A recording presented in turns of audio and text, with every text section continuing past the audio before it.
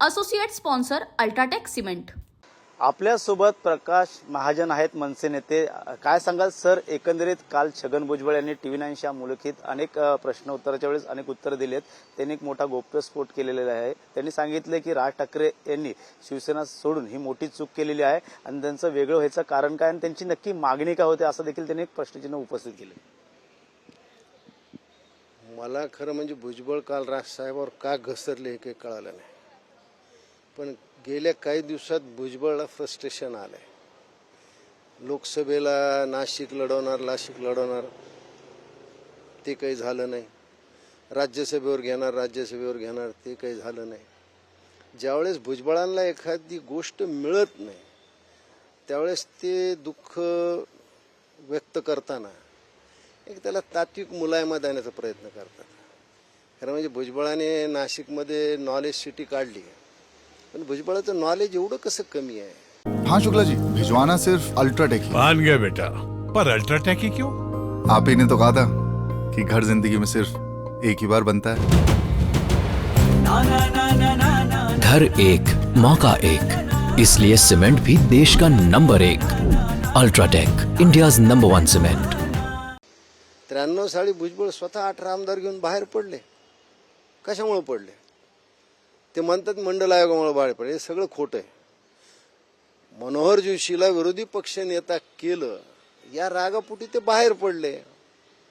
आणि आज त्यांनी राज ठाकरेवरची टीका केली। राज ठाकरे बाहेर पडले म्हणजे त्यांनी काही पक्ष फोडला नाही, त्या बाळासाहेबाला सांगून ते पक्षाच्या बाहेर पडले।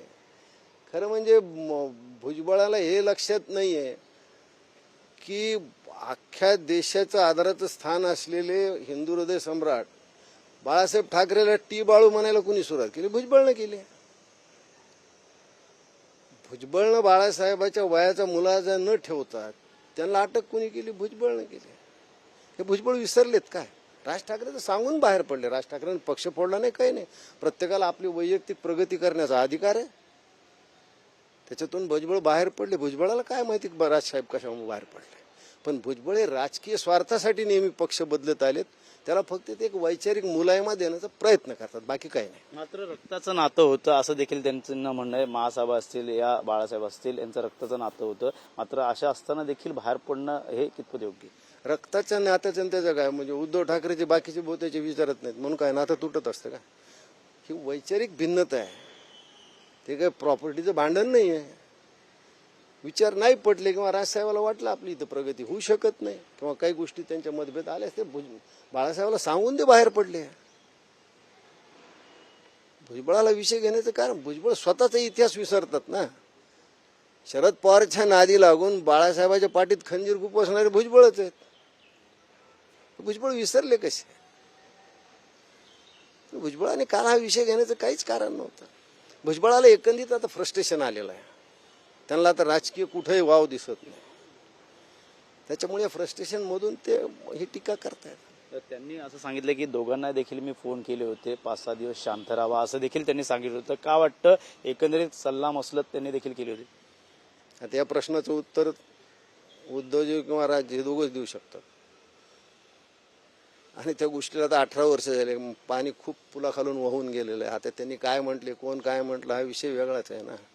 भुजबळाला सुद्धा थांबवण्याचा प्रयत्न केला होता, का भुजबळ थांबले नाहीत? मग लोकांनी भुजबळाला थांबवण्याचा प्रयत्न केला। भुजबळाला सत्तेचा मोह खूप आहे आणि सत्ता मिळत नाही म्हणल्यावर त्या सगळ्या गोष्टीची मळमळ त्यांची बाहेर येते, बाकी काय नाही। तर राज ठाकरेंचं नाव घेऊन कुठंतरी ते पुन्हा आता राजकारण करतात। हा, कारण शेवटी राज ठाकरेचं नाव घेतल्यावर थोडी प्रसिद्धी मिळते, थोडी सहानुभूती मिळते। नाशिकमध्ये बऱ्यापैकी मनसेची सहानुभूती मिळण्याची शक्यता आहे, बाकी काय। नक्कीच आता विधानसभेच्या देखील निवडणुका समोर येतात, त्यानुसार बघितलं तर लोकसभेच्या निवडणुका झाल्यात। राज्यसभेसाठी भुजबळांचं देखील नाव चर्चेत होतं, मात्र त्यांना वरतून देखील फोन आला होता। लोकसभेसाठी अमित शहाने देखील फोन केला होता, त्यानंतर बावनकुळेंनी देखील तयारी लागा सांग, मात्र कुठेतरी तिकीट मराठा समाज वर्सेस यामुळे कुठेतरी कट झालं। आता ते का कट केलं काय नाही हे अमित शहा किंवा बावनकुळे सांगू शकतील, त्यांनी फोन केला का नाही ते दोघं सांगू शकतील। पण भुजबळाला खूप मोठी अपेक्षा होती की आपल्याला लोकसभेला उभं करतील, पण मला असं वाटतं भुजबळानं आपलं वय पाहता तर कुठेतरी थांबलं पाहिजे ना, नव्या पिढीला संधी दिली पाहिजे। प्रत्येक वेळा आपणच पुढे गेलं पाहिजे असं थोडंच आहे। निराशा येत नाही ना पद एखादं नाही मिळालं तर। Associate sponsor UltraTech cement.